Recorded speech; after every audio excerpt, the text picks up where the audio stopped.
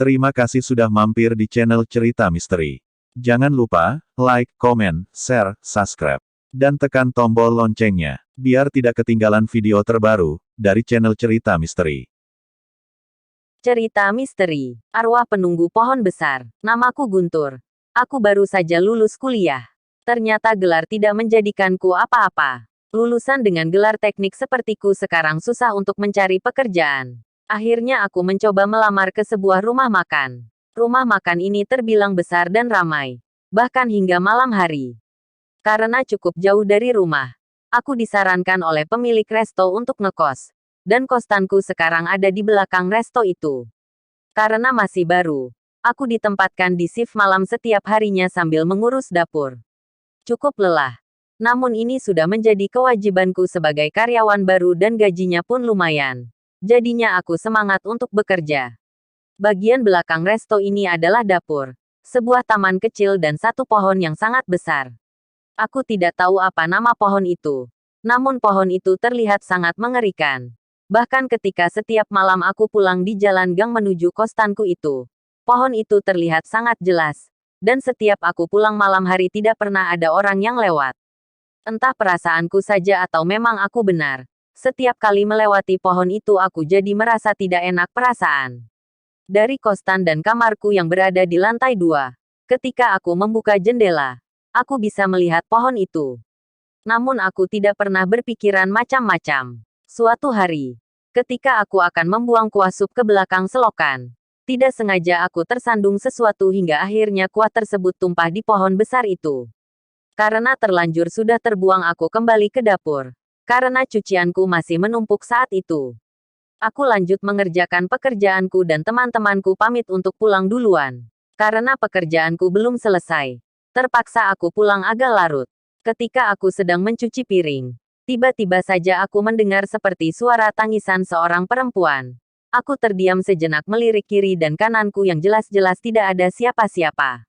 Aku buru-buru menyelesaikan pekerjaan dan setelah selesai aku langsung pulang karena perasaanku saat itu sudah mulai tidak nyaman.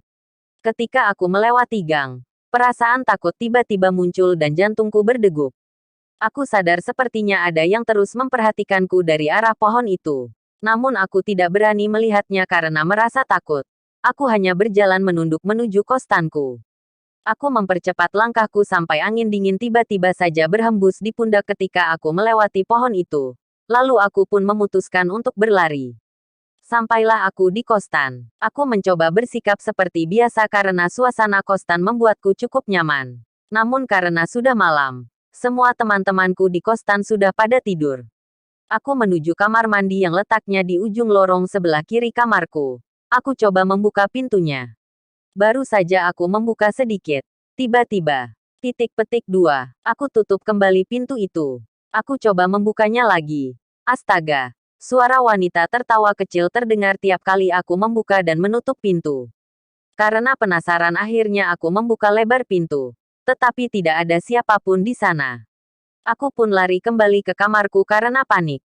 Ketika aku masuk kamarku, dari pemandangan luar jendela kamarku, tepat di atas pohon aku melihat sosok wanita dengan rambut panjang yang menutupi badan dan hanya terlihat wajahnya saja.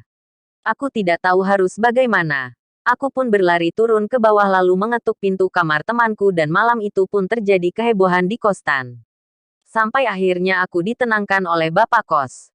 Setelah aku bercerita yang aku alami tadi, Bapak Kos pun akhirnya angkat bicara. Bahwa memang di pohon itu ada penghuninya.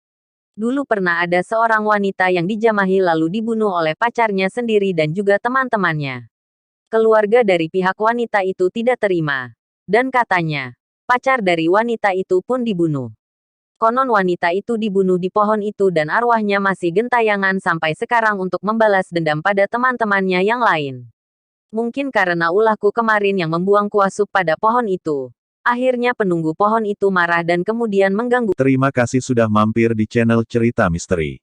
Jangan lupa, like, komen, share, subscribe, dan tekan tombol loncengnya, biar tidak ketinggalan video terbaru, dari channel Cerita Misteri.